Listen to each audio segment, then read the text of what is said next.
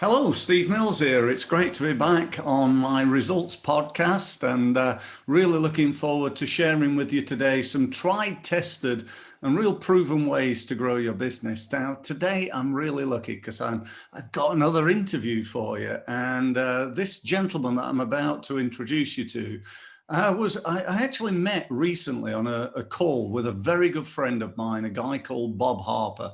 Bob's an accountant and a real entrepreneur himself. And Bob said to me, he said, I've got somebody I want you to meet. His name is Chris Outlaw. And he said, he is literally world class at branding. And I thought, oh, wow, that's fantastic. Because do you know what? I'm rubbish at it. That is really, of all the different elements of marketing, whether it's sales or website, digital, offline, I got a good knowledge. I know what I like in terms of a brand, but I'm a million miles away from being a branding expert, that is for sure. So it's fantastic to have you on the podcast, Chris, and welcome, and thanks very much for being here. No, thanks very much. It's really good to be on here, and good to talk again. I know we've recorded something between us for my podcast also. Yes, indeed. Yeah. It's really good, and really excited to be here. So thanks for having me. Oh, that's okay. We did like a dual podcast, didn't we? I was on yours, and you interviewed me, and then we're doing it in reciprocation. I'm interviewing you. So I think, by the way, it's a great idea, isn't it? For anybody listening, if you've got podcasts or even the opportunity to interview each other, set it up with a partner on YouTube and do a video or a podcast or whatever. And, it's a great way of, demonstrating your expertise. I see it as, rather than, a sort of sales pitch. So it's great to have you here. So just, do you want to just introduce yourself? I've given you a bit of an intro, but give people a little bit of a background of where you've come from, what you've done, and what you do now, if you would, please. Yeah, of course. Yeah. So thank you, first of all, for your intro. That was really good. So I really appreciate that. My name's Chris Outlaw, and I own Elements Brand Management. And what we do is brand design and brand strategy. So we help brands to unlock their potential so they can stand out from the competition and create more impact. My background started in graphic design, marketing and web initially, sort of in that background, and mainly design, really. So graphics and web design. And from that, what I started to find was, when I initially started, I was missing things. So there was things that I was missing in I do a design and it looks good, but there was something that was missing from that particular design, and there was nothing behind it, or there was just the visual side of it. And I felt like it wasn't as good as it could be, and I wanted to progress. And so I started working freelance, and then I went into an agency, and then I worked in-house in a marketing team. And the whole time I was developing my freelance clients and contacts. And then I moved from that into going full-time with my business. But over that time, what I realized that I was missing was that brand element. So the stuff behind the visuals and behind the business itself, the strategy and that kind of thing, that I wasn't quite getting into what I was doing. So that's a little bit about the background there. Okay, great. Thank you. So I know what you mean about it being missing. I think one of the mistakes I look back over my 25 years in business, to be pretty honest with you, it's been a bit of a hodgepodge of brand. I'd decide to redo my business cards and see something. I think, oh, I like that. And then I'd have business cards that look like this. And then a little while later, perhaps a year or two later, we'd redo our website. And I loved your term about brand consistency. I think that's a really interesting concept. Tell me a little bit about that. And why is it important to have? Why is it important to have a brand? Well, I think first thing is that everyone has a brand. So whether you think you have a brand or you don't, you have a brand, because essentially what a brand is as Marty Neumeier would put it, a brand is your audience's gut feeling about a product, service, or organization. So if you imagine your audience, every time they interact with your business, whether that is through touch points such as a business card or on your website or through a messaging that you're doing or on social media, it's all going into a mind Rolodex with your Yes. business, and it's building up these associations. So if I whistled the theme tune from a famous McDonald's advert, you'd probably see red, you might see the golden arches, you might think Uh-huh. about a cheeseburger that you had recently, or if you're Uh-huh. you might think about something else or Yeah, drink. yeah, yeah. So these associations get built up. So a brand is, everyone has a brand. It's just that a lot of people don't tend to cultivate that brand. So what I like to say is branding is about cultivating meaning. So it's about Okay. understanding what you want to mean to your audience. How do you want to get that across? And it's about differentiating yourself from your competition Mm-hmm. in a way that creates that meaning. So Yeah. defining that. So the term that I use for brand consistency is the unified brand. Yeah. So building a unified brand, and what you were saying there about how you would tag on bits to the visuals and things like that over the time. What we call that is a brand identity crisis, and it tends to Yes. be when a Yes. brand's out of Yeah. alignment and they've lost their way a bit, or Yeah. they've expanded, or they've added a new product line in, or they've acquired something, or it's been a merger, and the confusion that happens because the audience might have changed, or the Yes. competition's changed, or the offerings changed. You need to refocus what it is you're trying to do, and then aim that like an arrowhead, sort of strategically, where you want to Yeah, sort of yeah, break into. I know exactly where you're coming from. I remember a few years ago, I was working with a firm of solicitors up in Maidenhead, and they are really good people, top-notch guys, very, very switched on, very caring, and top people. And they called themselves Maidenhead's #1 firm of solicitors, and they were really, really good. But at the time, if you looked at their website, they looked like they were literally one man and a dog, operating out of a bedroom somewhere. And, it was a blooming awful, terrible website. And yet their brochures and their in-house marketing materials were, again, real state of the art. And there was just a disconnect. It's like, I'll go to them because they're Maidenhead's leading company. You go to, I'll just check them out on the web, and you think, well, they can't be. Look at this website. And I think so many businesses suffer from that, don't you? Definitely. And I think we all like to think that we don't judge, we don't make Yeah, judgmental decisions, but actually subconsciously you make a decision in less than a second in terms of your initial feel about a particular website you've landed on yeah, or a brand you've interacted with. So it's important to get that across as quickly as possible and consistently, because also it takes 7 or 8 touch points for you to be remembered by a particular person who's interacted with you. yeah, So therefore, if you're not consistent and you're not keeping that consistency across all you do, you might get remembered for confusion, but probably more than that is you just won't be remembered at all because it's no, not that no, no. consistency going Yeah, through. yeah. They have really, really good point. That, yeah, it's almost like I suppose, when you're looking at something, you're thinking of buying something, particularly when you don't really quite understand it. What you're looking for is evidence, isn't it, that these guys are the best, or this is the right product for me, and when things don't quite, if I said to you, I'm the world's leading marketing expert. This is actually true. This is true. Many years ago, this guy I met at a networking event, and I said, "Oh, what do you do?" He said, "Oh, I'm a designer." I said, "Oh, right. What sort of stuff do you?" And he started telling me what he did. I got on really well with him, seemed a really nice guy. And then I said, "Look, let me take your business card. Give me your business card. In fact, give me perhaps half a dozen business cards. And when, I don't do design. So when I'm out there, if I get an opportunity, one of my clients needs some design, I'll point them your way." Anyway, he pulled this business card out that looked like he'd had it done on the M4 in one of those, machines that must have cost like £3 for 200 business cards.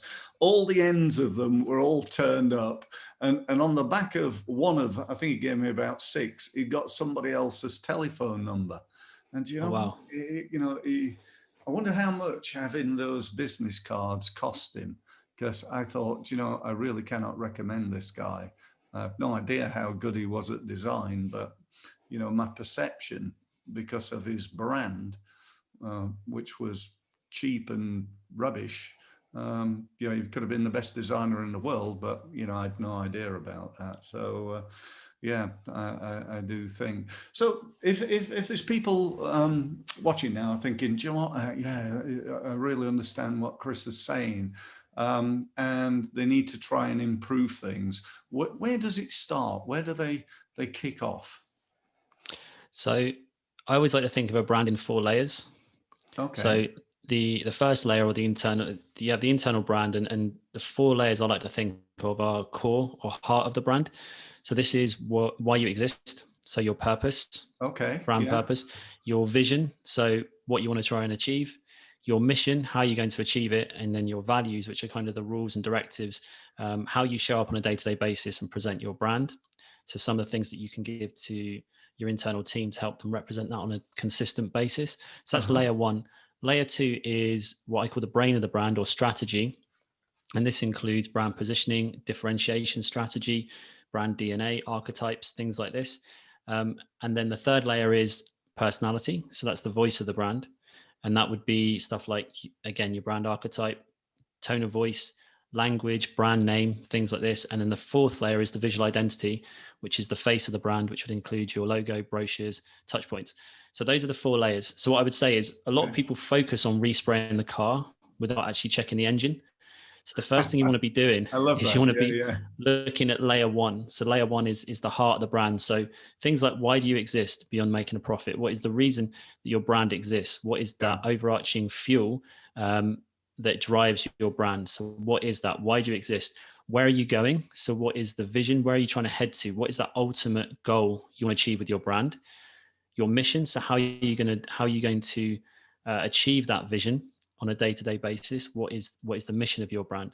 And then I would look through all of your brand collateral and do a sort of an audit and have a look and see what is inconsistent, what is consistent. Are you using, and go through the layers again? So does it make sense from a strategic point of view? Are you positioning yourself consistently across all the different touch points? It's amazing. Okay. Sometimes you'll see a brand that will position themselves as one thing on social media, but something different on their website. Yeah. And Yeah. the Yeah. messaging just doesn't make sense. And then also I would look at the visuals and see where the consistency is with that. So those are those sort of the initial steps to have a look at.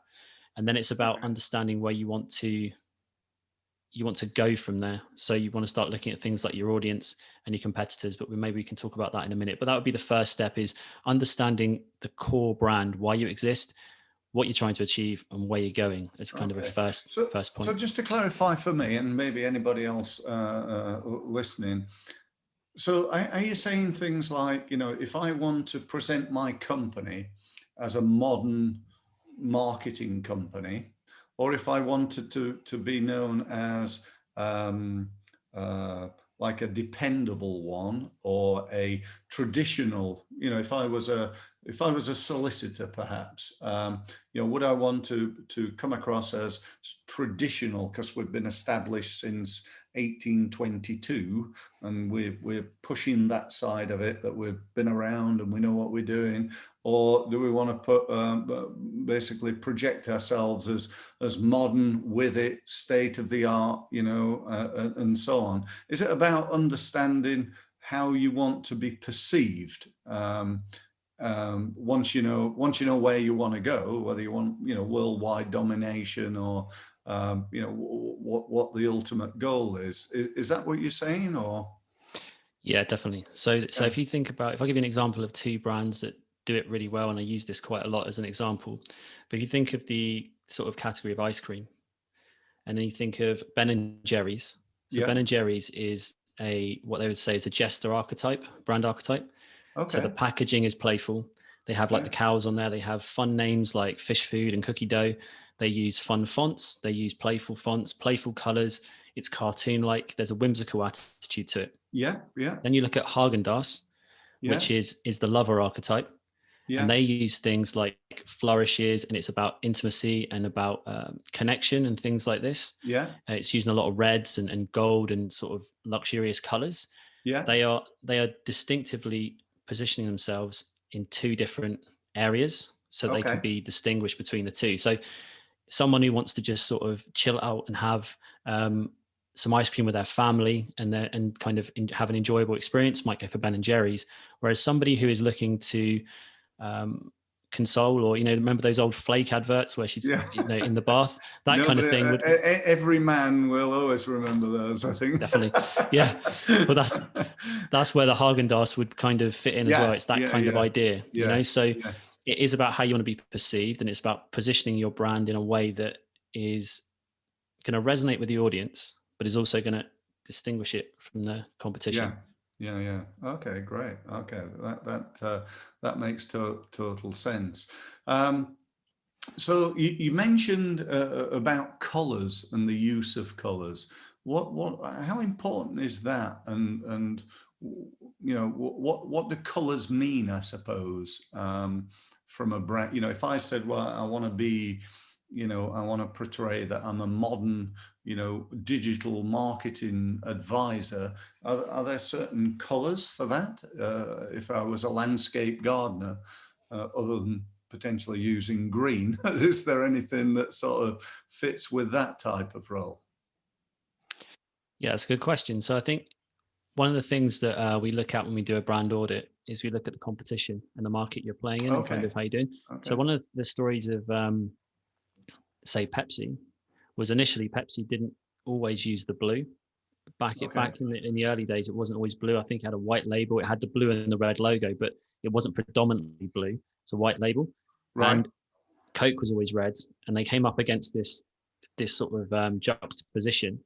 And when Pepsi started using blue more strongly to differentiate itself and give itself more of a stake in the market, it started to do Yeah. even better than what it was doing. So a Yeah. signature color can improve memorability by up to 80%. So color's good. Now, what color to choose depends on the type of brand you're trying to be, which, like you explained there. So say if you think of Apple, if Apple was bright orange or bright yellow, it just wouldn't match that Mm. sleek, cool, modern brand. It just doesn't make sense. Mm-hmm. But you also want to be something that stands out from the competition as well. So you want to have something that's a little bit different. So in some cases, there's a great book, Positioning, sort of the original positioning book by Rees and Trout back in the day. Okay. And in that, they talk about a tractor brand that they brought into the South American market. And initially, I think it was green and blue were the two main tractor colors. Okay. And so they could have come in with another color that was similar, and they really didn't want to use yellow, but they felt like the only way to differentiate from the other two competitors in that scenario was to go with the yellow coloring. So they used Right. the yellow to set Right. it apart from the other two. Yeah. So that's an example of how you can differentiate with color. Yeah. So it wants to make sense for you. It wants to make sense for your audience and what you're trying to get across, but it also wants to be something that is Yeah. Yeah. distinguishable. Yeah, I was on my this morning. I was on week 3 of what I call my bounce back program, which is like a 7-week thing. And I said to the guys, if I was to sum up marketing in 2 words, it'd be different. And I think that's in a way what marketing's all about. It's, if you're the same as everybody else, it's the same look, the same feel, the same brand, the same or similar words. It's like, what am I going to do? Well, just go and buy the cheapest, probably. But it's only when things stand out that the difference is perceived, isn't it? And a lot of it, I think, is about perception. A lot of marketing is what you think to it, Definitely. There's that great book by Seth Godin, The Purple Cow, Yeah, yeah, and yeah. the That's a idea of, really good book, by the way. yeah, Yeah, Purple Cow. It's all about how to create purple cows, basically. Yeah, good book. Yeah, yeah. yeah, yeah. I've got over here, just out of interest, I know we spoke about this the other day, and I've got some blue in this, which is not my color. So this is a prime example, really, I think, of where we've got it wrong a bit. But one thing I think we did really well with this, and the feedback we get from it, is we want it to be all about quality and the thickness of the card. I think people are also not only visual and look at it and think, oh yeah, this is good or it's bad or whatever, but they pick the card up, and whether that's a card like this or a business card or a, whatever it is, and there's a perception based on touch and feel of the brand as well, isn't there? So it's not just about the color of it, but how, if it's physical, if it's something that I can touch and not digital, there's that side of it too, I think. Yeah, definitely. If you think about the evolution of the Apple products, to go back to Apple again, Yeah, so yeah, yeah, the plastic, the old white MacBooks yeah, that used to be one yeah, thing, still great products, but yeah, now that they've got the sort of the aluminium and the yeah, tactile top, and there's something that just feels very yeah. um, Feels great, doesn't it? quality about them. Do you Yeah, know what? Apple are one of my favorite brands, without a doubt. And I often say to people, if Apple built an Apple car, I need to get one because I just do. I just love Apple, and I've got loads of Apple. Talking to you on one. I've got a mobile here and iPad and you name it, and I think I've kept all the boxes, because it's such quality. Even the box that it comes in, it's like no other box. It's weird, isn't it? Why would I keep a box? I don't know, but it's just such a good box, and I don't think I'm alone in that. So it's not just the product that I buy I don't know, a MacBook, and I pay twice as much as I would for another for a very similar computer that does basically the same thing. So I pay twice as much for it, and part of that is it's the brand, isn't it? It's the perception. It's opening. It's going into that Apple shop and getting that. Knowing how I'll be dealt with. Even it's not even like the marketing materials. It's how the guys deal with you when you're in the shop, and how they display their merchandise, how you can go and touch and pick it up and not quite throw it against the wall, but you can go and have a play. Whereas often, you're just trying to get the attention of somebody, let's say in another electrical goods shop. You can't, you go in Apple, you got 4 people coming up to you, not giving you a hard sell, but, just asking if they can help at all. Whereas other places, shall we say, without naming names, you're lucky if you can find anybody in the shop, and you can easily wait for 20 minutes to get served. And I think that's also a real key part of a brand, isn't it? definitely. And the way that the stores are laid out, and the Yeah, lighting and the yeah, big windows and the things they've yeah, done there, the way they've even chosen the material for the steps inside that particular in the stores, yeah, all of that plays into what the brand experience is, and how you come away with a feeling and an idea about that brand, and yeah, how that is you've taken that on board. yeah, And you can see a difference between like Apple and some of the other companies, and how Apple sort of swept in or disrupted a little bit that particular industry that was quite techy, it was quite stale, it was quite regimented. You had product names and things that were numbers and stuff like this, and it wasn't yeah, very um, innovative in that way, and it was quite standardized.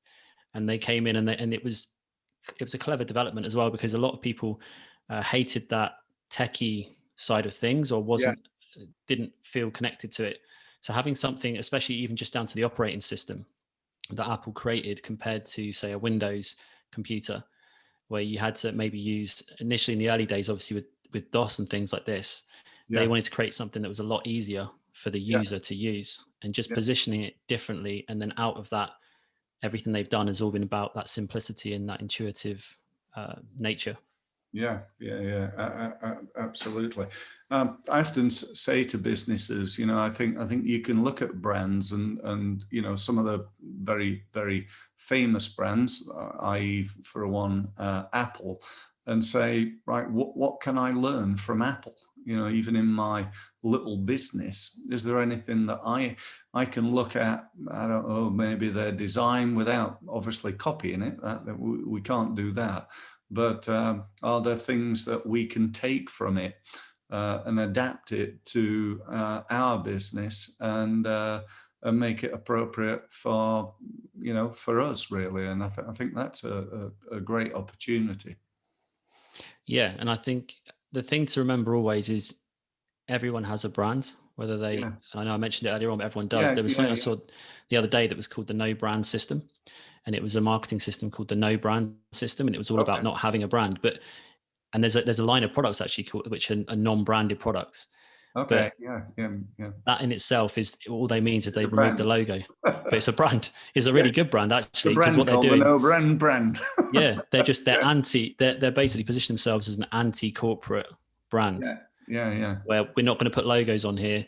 No. But apparently, the name's trademarked, so they've obviously Yeah. gone to the trouble of They've trademarked their non-brand non-brand. brand. I'm getting Yeah, really confused here. me too, me too. But yeah, so everyone does have a brand, and it's about, if you look at Apple and the way that they develop theirs and it's focused, that there's a distributor for Apple called Stormfront, I believe, Oh yeah, and yeah, yeah, yeah. I've yeah, heard of them. and I've spoke to people in there before, and the level of specificity that they have to work through with obviously the brand guidelines when they are representing Apple as a brand Yeah, in their store, even down to the signage and how they position the computers in the shop is yeah. very, I very think they're clear. But like they run quite a few of the Apple shops, don't they? They're like I think the shop, and you go in and it looks like an Apple shop, but it's yeah, not. It's a storefront shop, but they sell Apple stuff. Yeah, I think that's the sort of relationship there. So yeah, I understand that. So they've got to basically do things the Apple way in order to have that. I don't know whether it's a franchise or what, but to be able to keep that going. So I think that's really, really important. So what would be, I don't know, if I put you on the spot here a little bit and said your top 5 tips for let's say a small business owner who's liking what you're saying, thinking, do you know what, we really need to do something about what we've got. What would your top 5 tips be? clarity, number one. So get clear on who you are, get clear on what you're trying to do outside of making a profit. Obviously, that's important, but Yeah, you need that purpose beyond that in order to drive what you're doing. So get clear on who you are, what you're trying to achieve, and where you're going, and also who you're trying to reach. yeah, I would say competition. So look at your competition, look at what they're doing, and have a look at them and be objective. So just because of the competition doesn't mean you can't give them points for some of the things they do well. no, So what do they do well? What are they not doing so well? Where are they failing to um, meet your customers' expectations? So you can do this by looking on their social media and looking on review sites and yeah, seeing where they're falling short and what are some of the things they're not doing. So okay, competition, yeah, consistency. So making sure that everything that you do is consistent around that clarity. So you clarify what you're doing and then you're consistent about it and you keep that message consistent. yeah, Um, Fourth would be to declutter. So your visual identity, make it simpler, make it okay, stronger, more iconic. It wants to be distinctive, memorable, and iconic and yeah, make sense with what you do. uh-huh, And then I'd say probably the fifth thing to think about is just making sure that you continue that throughout everything you do. So through marketing channels, through your face to face with customers, uh-huh, customer service calls and things like this, sales calls, yeah, everything wants to make sense with the brand that you're building. And some people think branding is not for small businesses or you don't need to do it with a small business, but you sow the seeds now and you start building something, a differentiated offering, because that's essentially what it is about differentiating yourself from the competition. yeah, Then you can grow with that, you can scale with it. You don't want to have to be, a lot of the people that I tend to work with is kind of it's gone past that point, and it happens to everybody. Things happen and you grow and things like this, but you go past the point where you have to then retrofit what you're doing and try to bring it all back in when you get to that point. So it's worth looking at this now and starting this now and dealing with it now, because you're only going to grow from it. So it's worth doing that in the beginning. Yeah. So you don't want to leave it until you're, a much bigger company and then have to rebrand, because we all know sometimes that it obviously is a good thing to do, but we can all think of examples where companies have changed their name and so on and so forth. In fact, I've done that a couple of times in my business back in the around the 2008 mark. I used to call myself the prudent marketer. I figured that it's tough times. We need to be prudent.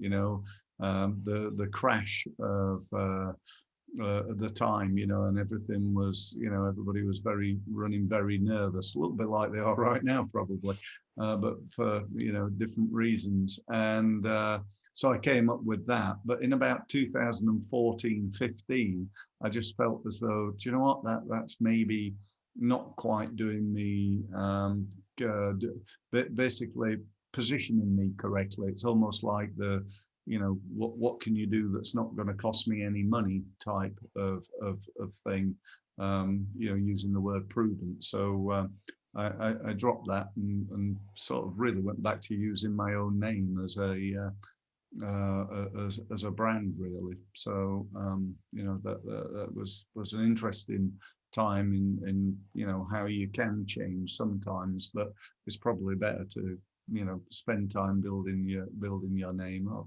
How long do you think it takes to get, and I know this is almost like how long's a piece of string, I suppose, but how long does it take to build your brand as you build in your company?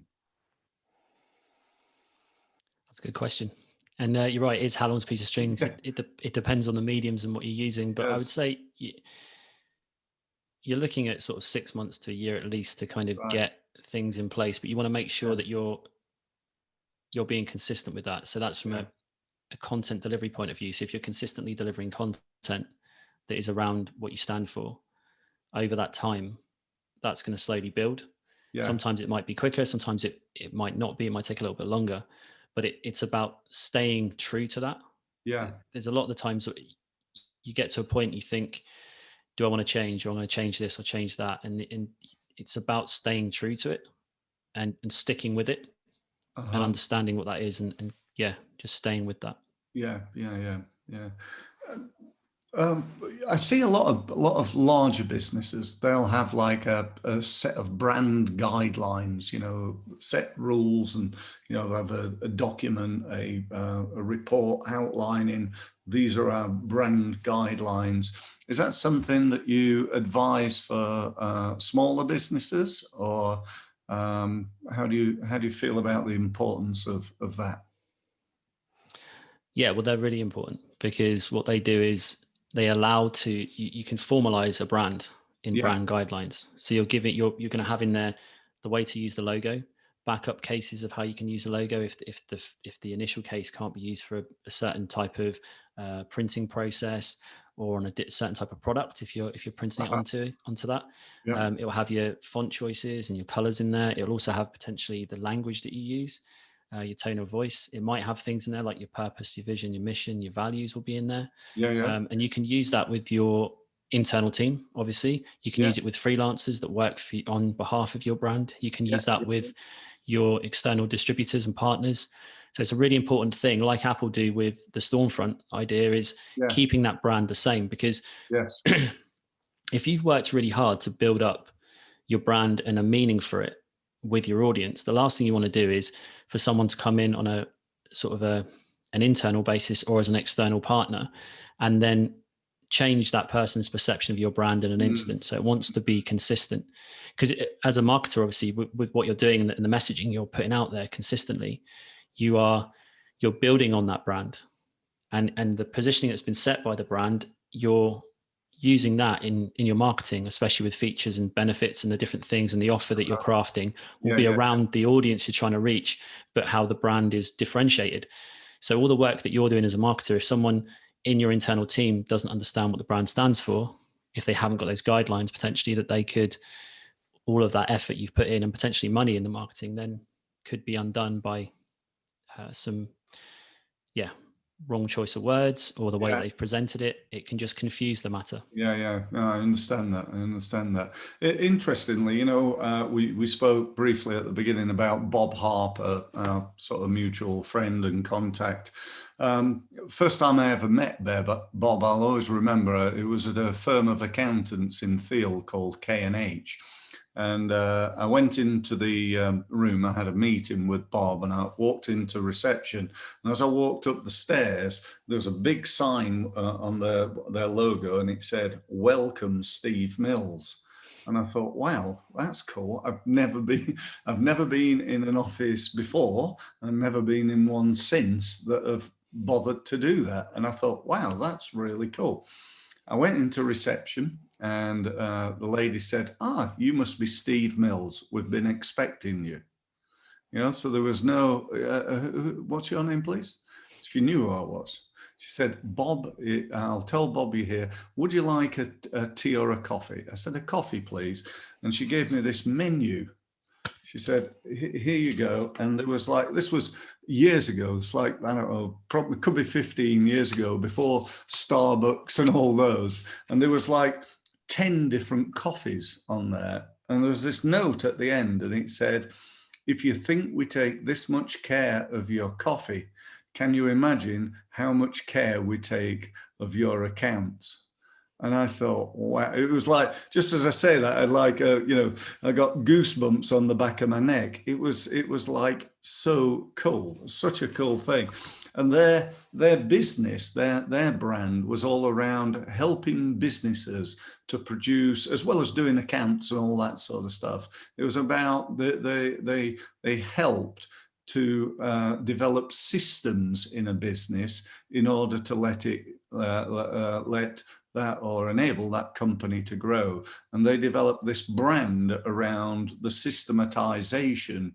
And so they had a system for greeting new people, which was the lady in reception always knows their name. They always have their name on the board. They give them the tea or coffee thing, and so they can see that, and so on and so forth. And it just, to be honest, impressed the heck out of me. And that was, I think a key part of the brand that was K&H at the time, and that was the first time I met Bob. Yeah, that's a great story, and you remember it to this day. Yeah, and you remember it really well to this day. Yeah, and I've told that story many times, and that's gone, I don't know, I dread to think thousands of people have heard that story.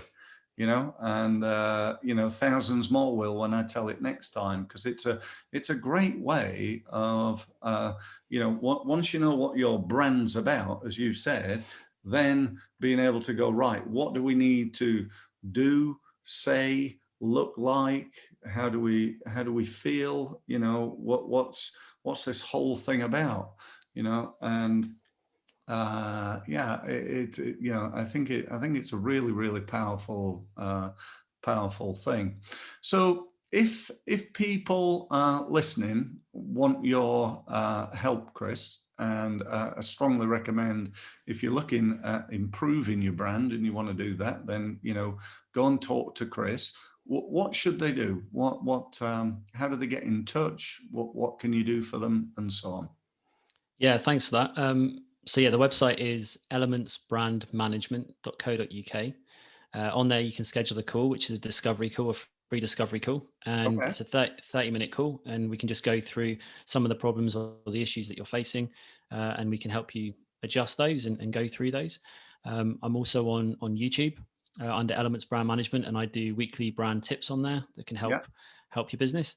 And there's also a podcast called the Unified Brand Podcast, which Steve's going to be on soon. So there's that. You can find us on. Yeah. So there's lots of opportunities out there. I've had a look at Chris's videos. Got some great videos, well worth listening to. So I strongly recommend you go and take a look at that. And why not sign up to a free half-hour consultation and talk to Chris about what you think, ask him any questions, and see where we go from there. So thanks ever so much, Chris. It's been great to speak to you, and I look forward to doing so and continuing our sort of relationship as we go forward. If anybody listening wants to hear from me, then just go to steve-mills.com, and the same thing as Chris applies, loads of videos all over YouTube. Connect to me on LinkedIn, and obviously if you're watching this on YouTube and you want to follow my podcast, then by all means go and do that. You'll find that on my website. So thanks ever so much, and I look forward to speaking to you again in the very near future. Thank you very much.